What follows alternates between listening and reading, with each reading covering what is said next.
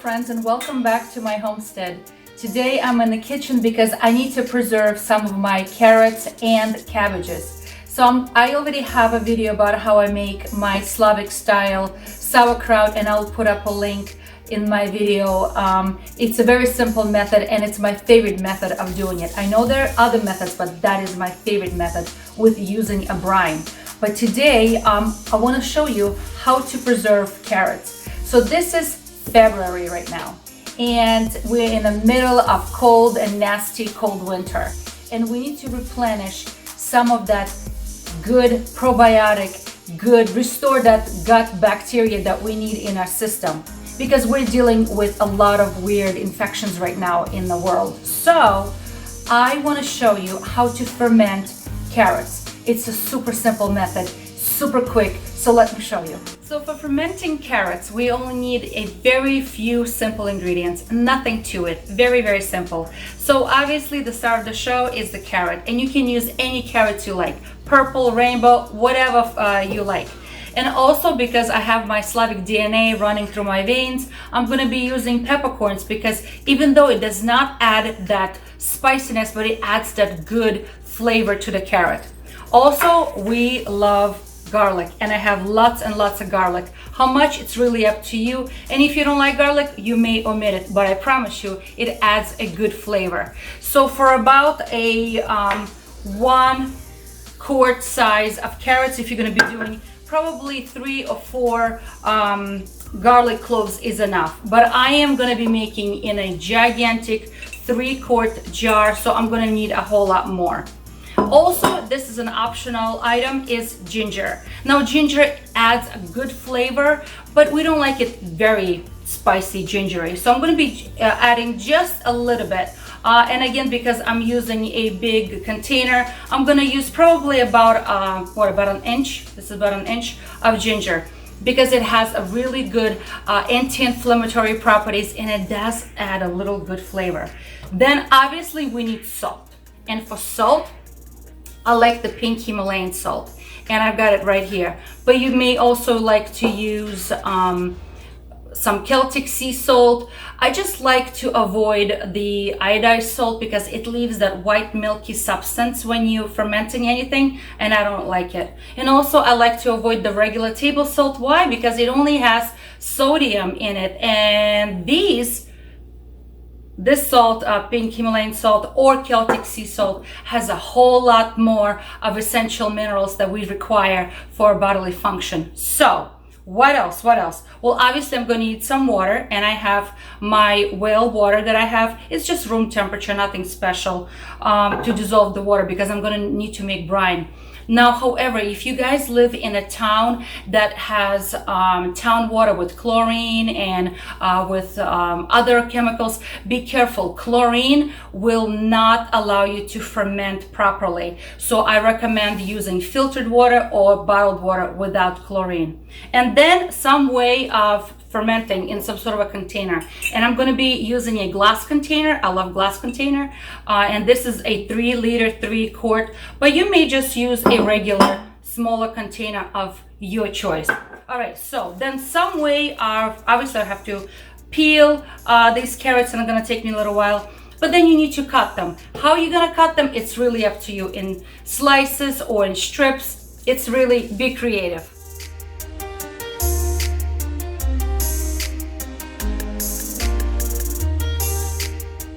So now it's time to shred them or slice them or cut them in any shape you want.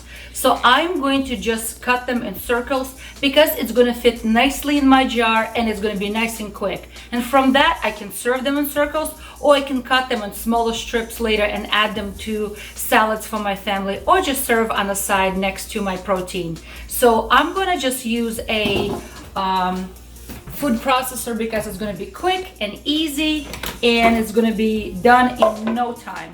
So I set it for a big setting, so it's going to give me nice and thick slices. So it's going to make noise, so I'm going to mute this sound in a minute.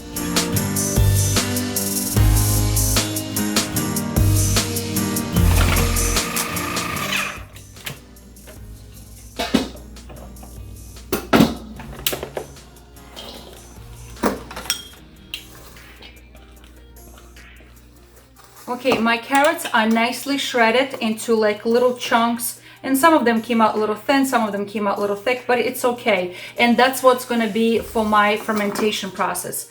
But in the meanwhile, I'm just gonna get my brine ready. And I have my water, and it's 1 quart of room temperature water, and I'm gonna put 2 tablespoons of my salt. So 1 quart of water, which is 1 liter of water, to 2 tablespoons of salt. And it's just because it takes a little while to dissolve, I'm just going to stir this around and set this aside and sort of dissolve while I'm working on the rest of my things here. Okay, so I've got myself a container, and I'm just gonna dump the carrots inside the container, okay? It doesn't matter how much at a time, it really doesn't matter. But I'm going to alternate with a little bit of peppercorns. Again, how many? It's to your taste. So I'm just picking up a few. And same thing with garlic and with ginger. And I just cut up ginger in a little slivers like that. Okay, just throw some in between and alternate with carrots. And keep doing that until the jar is nice and full. I love making this in the fall when there's an abundance of carrots, but I came in possession of a big container of carrots right now in the middle of the winter, and I know that if I don't preserve them, they may go bad soon, because this is that time of year where the root vegetables don't want to be sitting for a long time on a shelf. So I'm just gonna keep doing this. All right, so okay, tell me, Lilia, why we're doing this. Why do I need this for? Well, I'm gonna tell you. We need this as a natural probiotic, okay? And how much you can serve, just literally a quarter of a cup on the side of your whatever dishes you're serving, even on the side of the salad or protein. My husband likes it even on the side for breakfast when he's eating eggs, because it adds that nice little spicy bite. Okay, so I'm almost filled up here. I'm just gonna use a wooden spoon to push everything, make sure everything is nicely packed in there. Okay, so let me just push things deeper a little bit because it creates more space.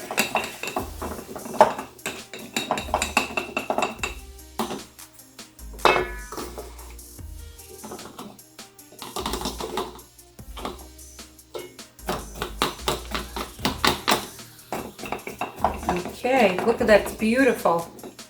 A little bit more.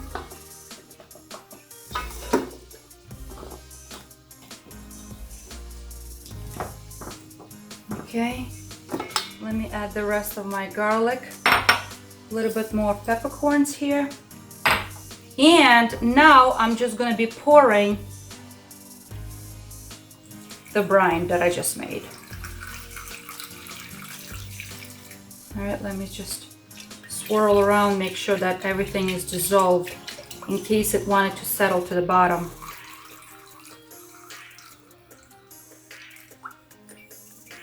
All right, well, it seems like that I need more brine, so I'm gonna go ahead and make another quart of brine. Give me a minute.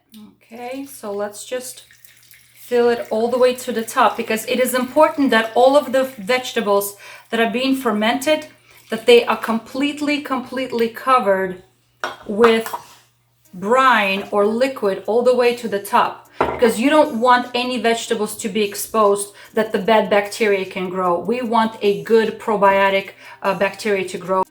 Okay, so let me show you how we need to finish this up. So in order to keep all of these vegetables pushed down under, either you can take a gigantic piece of carrot or strips of carrots to like put at the top to push everything down.